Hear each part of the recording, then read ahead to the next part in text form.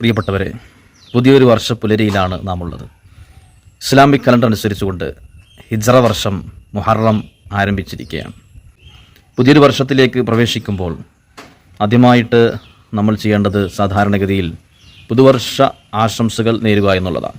അത് സുന്നത്തായ ഒരു കാര്യമാണ്. തഖബ്ബലല്ലാഹു മിന്നാ വമിൻകും കുല്ല ആമിൻ വ അൻതും ബിഖൈർ എന്ന് നമുക്ക് ചുരുങ്ങിയ രീതിയിൽ ആശംസ അർപ്പിക്കുന്നത് സുന്നത്താണ്. പുതുവർഷത്തെ സംബന്ധിച്ചിടത്തോളം ഒരിക്കലും അത് ആഘോഷിക്കാനുള്ളതല്ല, ആലോചിക്കാനുള്ളതാണ് എന്ന് നമുക്ക് ഏവർക്കും അറിയാം. നമ്മളിൽ നിന്ന് വർഷങ്ങൾ കടന്നു പോവുകയാണ്. ഒരു വർഷം പിന്നിടുക എന്ന് പറയുമ്പോൾ നമ്മൾ മരണത്തിലേക്ക് ഒന്നുകൂടി അടുത്തു എന്നുള്ളതാണ് അതിൻ്റെ അടയാളം എന്ന് പറയുന്നത്.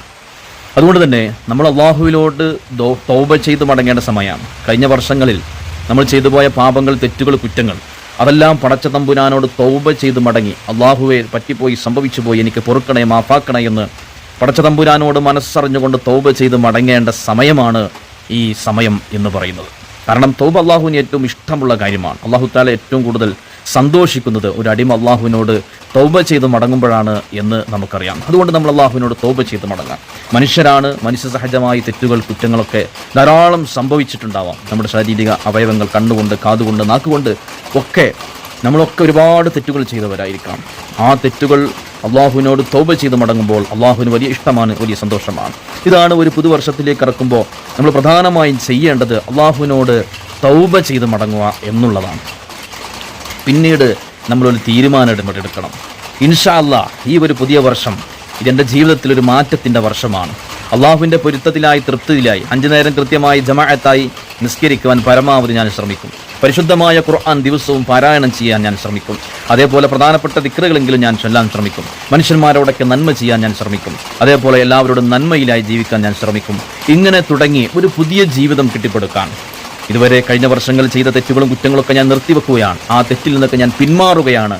തുടങ്ങിയിട്ടുള്ള ഒരുപാട് നല്ല ചിന്തകളുമായിട്ടാണ് പുതുവർഷത്തിലേക്ക് നാം കടക്കേണ്ടത്.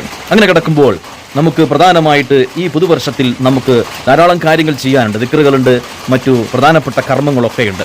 പുതുവർഷത്തിലേക്ക് കടന്നു കഴിഞ്ഞാൽ നമ്മൾ ചെയ്യേണ്ട ഒരു കാര്യം ആയത്തുൽ കുർസി, അല്ലാഹു ലാ ഇലാഹ ഇല്ലഹുൽ ഹയ്യുൽ ഖയ്യൂം എന്ന് പറയുന്ന ആയത്തുൽ കുർസി ഉണ്ടല്ലോ, അത് 360 തവണ ആയത്തുൽ കുർസി നാം മുഹറം 1 പാരായണം ചെയ്യണം. എന്നാൽ എന്താണ് അത്? ആ ഒരു കൊല്ലം അഥവാ ഈ ഒരു വർഷം മുഴുവനും ശൈത്താന്റെ, പിശാചിന്റെ ഷർറിൽ നിന്ന് നമുക്ക് രക്ഷ നൽകുന്ന കാര്യമാണ് 360 ആയത്തുൽ കുർസി. അത് നമ്മൾ മഹാനായ സയ്യിദ് അഹമ്മദ് ബിൻ സൈനി ദഹ്ലാൻ അദ്ദേഹം രേഖപ്പെടുത്തി വെച്ചിട്ടുള്ളതാണ്. വലിയ മഹാനാണ്. അപ്പോൾ അതുകൊണ്ട് തന്നെ നമ്മൾ ഒരു 360 ആയത്തുൽ കുർസി മുഹറമിൻ്റെ 1 നമ്മൾ ഓതിയാൽ അതിൻ്റെതായ നേട്ടങ്ങൾ നമുക്കുണ്ടാവും. അതേപോലെ തന്നെ 113 തവണ ബിസ്മില്ലാഹിർ റഹ്മാനിർ റഹീം എന്ന് നമ്മളിങ്ങനെ എഴുതുക. 113 തവണ എഴുതുകയും അത് വീട്ടിൽ സൂക്ഷിച്ച് ഭദ്രമായി സൂക്ഷിച്ചു വെക്കുകയും ചെയ്താൽ അത് മുഖേന അവനക്കുണ്ടാകുന്ന നേട്ടം അവനക്കും അവൻ്റെ കുടുംബത്തിനും വെറുക്കപ്പെടുന്ന ഒന്നും തന്നെ വന്നു ചേരുകയില്ല. ആപത്ത് മുസീബത്തുകളിൽ നിന്നൊക്കെ അവനക്ക് രക്ഷ നൽകുന്നതാണ്. ഇങ്ങനെ 113 തവണ ബിസ്മില്ലാഹിർ റഹ്മാനിർ റഹീം എന്ന് നമ്മൾ എഴുതുകയും അത് സൂക്ഷിച്ചു വെക്കുകയും ചെയ്താൽ, ഇത് മുഹറം 1 ചെയ്യേണ്ടത്. കൻസുൻ നജാഹ് എന്ന് പറയുന്ന കിതാബിൽ അത് രേഖപ്പെടുത്തി വെച്ചിട്ടുണ്ട്. അതുകൊണ്ട് ഈ കാര്യങ്ങളൊക്കെ നമ്മൾ ചെയ്ത് നമ്മൾ ഈ പരിശുദ്ധമായ മുഹറമിൻ്റെ മറ്റൊരു പ്രത്യേകത നമുക്കറിയാലോ. അല്ലാഹു സുബ്ഹാനഹു വ തആല വളരെ പവിത്രമായി കണ്ട ഒരു മാസമാണ്. ഇന്ന ഇദ്ദത ശുഹൂരി ഇൻദല്ലാഹി 12 ശഹറൻ ഫീ കിതാബില്ലാഹ് യൗമ ഖലഖസ് സമാവാതി വൽ അർദ് മിൻഹാ 4 ഹുറും. അല്ലാഹു തആല ഭൂമി ലോകത്തെ പടച്ച അന്ന് മുതൽ അല്ലാഹു സുബ്ഹാനഹു വ തആല മാസങ്ങളെ കൃത്യമായി രേഖപ്പെടുത്തി.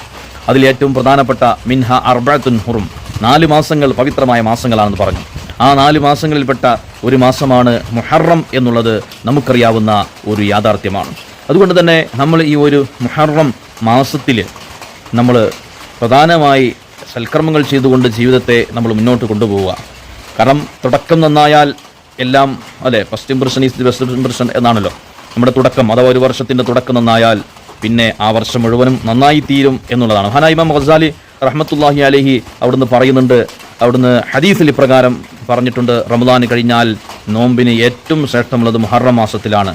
കാരണം ഈ മാസം വർഷഗണത്തിലെ ആദ്യ മാസമാണല്ലോ. അതുകൊണ്ട് നന്മ കൊണ്ട് ഈ വർഷം ആരംഭിച്ചു കഴിഞ്ഞാൽ അതിൻ്റെ ബറക്കത്ത് നിലനിൽക്കാൻ കൂടുതൽ പ്രതീക്ഷ നൽകുന്നതും വലിയ ഉത്തമമാണ്. അതിൻ്റെ ആ ബറക്കത്ത് ആ വർഷം മുഴുവൻ നിലനിൽക്കും എന്നുള്ളതാണ് ഇമാം ഗസാലി റഹ്മത്തുള്ളാഹി അലൈഹി ഇഹ്യാ ഉലൂമുദ്ദീനിൽ രേഖപ്പെടുത്തി വെച്ചിട്ടുള്ളത്. അപ്പോൾ അതുകൊണ്ട് ഈ ഒരു മാസത്തിൽ നോമ്പനുഷ്ഠിക്കുക എന്ന് പറഞ്ഞാൽ വലിയ പുണ്യമുള്ള കാര്യമാണല്ലോ. മുഹറമിലെ നോമ്പ് ഹദീസുകൾ നമുക്ക് ധാരാളം കാണാൻ കഴിയും. പരിശുദ്ധ റസൂലുള്ളാഹി സ്വല്ലല്ലാഹു അലൈഹി വസല്ലം തങ്ങൾ അബൂ ഹുറൈറ റിപ്പോർട്ട് ചെയ്യുന്ന ഹദീസ് നമുക്ക് കാണാം. മുഹറം മാസത്തിലെ നോമ്പാണ് റമളാനിന് ശേഷം നോമ്പുകൾ വെച്ച് ഏറ്റവും ശ്രേഷ്ഠമായത് എന്ന് റസൂലുള്ളാഹി സ്വല്ലല്ലാഹു അലൈഹി വസല്ലം തങ്ങൾ പറഞ്ഞു. പ്രകാരം തന്നെ ആ ഹദീസിന്റെ ബാക്കിയിൽ പറയുന്നുണ്ട്, രാത്രിയിലെ നമസ്കാരമാണ് ഫർളിന് ശേഷമുള്ള നമസ്കാരങ്ങളിൽ ഏറ്റവും ഉത്തമമായത് എന്നുള്ളത്. അപ്പോൾ മുഹറമാണ് റസൂലുള്ളാഹി സ്വല്ലല്ലാഹു അലൈഹി വസല്ലം മുഹറം മാസത്തിലെ നോമ്പാണ് റമളാനിന് ശേഷം ഏറ്റവും പവിത്രമായ ഏറ്റവും ശ്രേഷ്ഠമായ നോമ്പ് എന്ന് പറയുന്നത് അത് മുഹറമിലെ നോമ്പാണ് അല്ലേ. മുഹറം എന്ന് പറയുന്നത് അല്ലാഹു സുബ്ഹാനഹു വ തആല വളരെയധികം ആദരിച്ച ഒരു മാസമാണ്. അതുകൊണ്ട് തന്നെ ആ മുഹറം മാസത്തിൽ നോമ്പനുഷ്ഠിക്കുക എന്ന് പറയുന്നത് വലിയ പുണ്യമുള്ള കാര്യമാണ്. പ്രത്യേകിച്ച് മുഹറം 9ഉം 10ഉം എന്ന് പറയുന്നത് വലിയ പ്രാധാന്യമുള്ളതാണല്ലോ. ഇൻഷാ അല്ലാഹ് അതൊക്കെ നോമ്പനുഷ്ഠിച്ച് നല്ല നിലക്ക് ഈ പരിശുദ്ധമായ ഈ മുഹറം മാസത്തെ വരവേൽക്കാൻ, നന്മയിലധിഷ്ഠിതമായ ജീവിതം നയിക്കാൻ അള്ളാഹു നമുക്ക് എല്ലാവർക്കും തൗഫീഖ് തന്ന് അനുഗ്രഹിക്കട്ടെ. നിങ്ങളൊക്കെ വിലപ്പെട്ട കനപ്പെട്ട പ്രാർത്ഥനകളിൽ എന്നെയും കുടുംബത്തെ ഉൾപ്പെടുത്തണം. ഇൻഷാ അല്ലാഹ് നമ്മെ എല്ലാവരെയും അള്ളാഹു ഇഹ പരവിജയികൾ ഉൾപ്പെടുത്തി അനുഗ്രഹിക്കട്ടെ. അമീൻ യാ റബ്ബൽ ആലമീൻ. അസ്സലാമു അലൈക്കും വറഹ്മത്തുള്ളാഹി വബറകാതുഹു.